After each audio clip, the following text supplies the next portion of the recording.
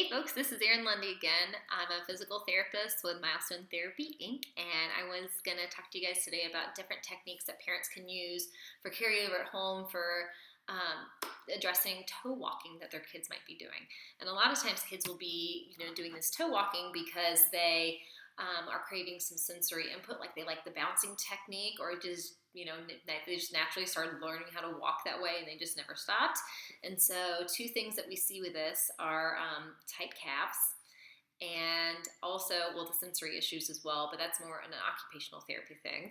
And then third thing that we see is we see weaker intrinsic foot muscles. So like the muscles that go along their arches that help develop that natural foot pattern just because they walk that way for quite some time typically. So we've got a couple different techniques here. These are really fun. This is one of my favorite conditions to treat. So I have two old sweat towels that I use. You can use paper plates or any like tea towels or anything that really kind of helps with no friction. And the goal here is to try to stretch out the calf muscles and also make it a dynamic warm up. And also it's just really fun, especially for kids that love sensory stuff. So we call these ice skaters. So I'll stick these down on the ground and step on them. And basically what I will do is I just go ice skating around the room. So you see how my heel's on the ground the whole time? And just going around. I have so many kids, they think this is the most fun game ever, and like it really actually is pretty hard work. I mean, it really is just working your quads and your hamstrings too, and it's getting you a good calf stretch muscle. Like it's all good. It's so much fun. And so that's one thing you can do.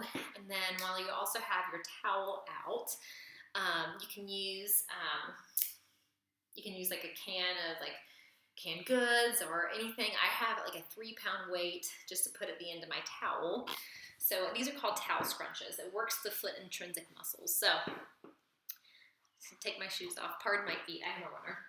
So I can't get a pedicure right now with the quarantine. Okay, so anyway, I'll stick the weight at the very end, and you have your child keep their heel planted the whole time. This is key because a lot of kids will cheat and try to move up and down. You stick your heel down and just start slowly scrunching up.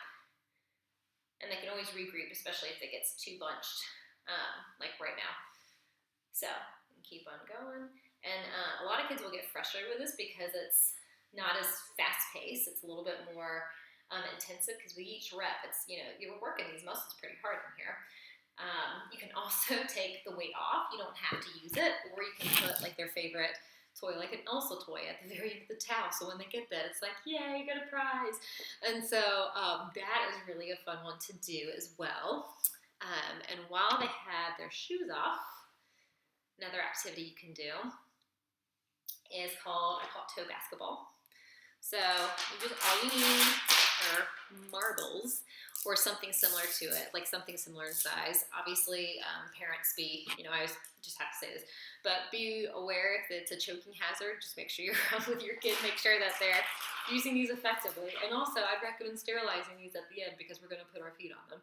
So you put these down on the floor. Put a little pile here. There you go. Okay. And you can move the goal around to wherever. So this is going to be our goal over here. So basically what you want your child to do is pick these up and put these over here. And I always say, especially everybody has one foot that's stronger than the other. For me, it's my right foot. So this one's a little bit harder for me. Something to be cognizant of is that parents, your kid might also try to cheat and just try to use like their stronger foot, the more dominant foot, to get all of these over here. But I would say like, let's do 10 on this side and 10 on the other side. And you can also make it harder by having like larger marbles, or you can also move the target away farther so that's longer for them to have to carry the marble and they have to drop it. So that also like requires you to do grasp and release of your toes. So it's really kind of a fun one to do. A lot of my kids really like this one a lot. It's a little bit challenging, but it's just so neat whenever they can do it. And so like you can do as many reps as you want. I find that kids' attention span probably will last like maybe 3 rounds, and then after that we're moving on. And then they love helping sanitize it all too, so that's great. So also something else you can do. It's another dynamic way to warm up your calves. So I'll stick my shoes back on. is you can do any kind of jumping exercises or we call it like a dynamic warm up. So it's a different way to stretch your calf muscles. Like rather than having someone just push your ankle up and hold it for like 30 seconds or whatever. Like there's questionable variable evidence about how effective that is. So what I like to do is you can go up on a stair or a step. I'm just going to use the side of my treadmill just to kind of explain it. But you come up here, you drop your ankles down, you can go up, then drop them back down, kind of going like that. So it's just like, it's not very quick. You're slowly upping and lowering, going up and lower. So I would say, I think kids mostly end up maxing out probably around like repetition number 10, then take a little break and then try it again. And then you can encourage them to try to drop their heel down a little bit deeper every single time, so that way they get a little bit deeper into that stretch. You're also always welcome to just do sustained holds. Night splints work well, and that's something that we could always talk about at our next appointment as well, to kind of help keep your foot stretched and upright during the night rather than having it point down, which is its resting position. So just some things to think about with that.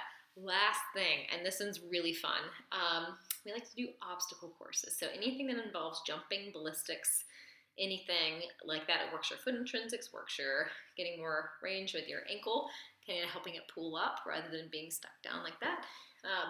So you can use anything around your house. So I have a throw pillow and let's see, foam roller, and I've also got my step. You can even just like throw got some toys like a ball, Raggedy Ann, all of it. So basically, you can pretend that your floor is lava. You have to step around things, step over things. I always like to incorporate any kind of component of jump to jump down. You can also do, parents, if you're okay with this, I think kids use pillows and they have to step across stepping stones with pillows. Things like that. So, and like that usually will entertain kids for probably like a good 10 minutes. It's really fun. And it's really also cool to see how creative they get, because a lot of kids have like great ideas about like, oh my gosh, we should include this. And like, they don't realize we're doing therapy. So it's really fun. But anyway, hope those are good places to get started. If you have any questions, let me know. Good luck.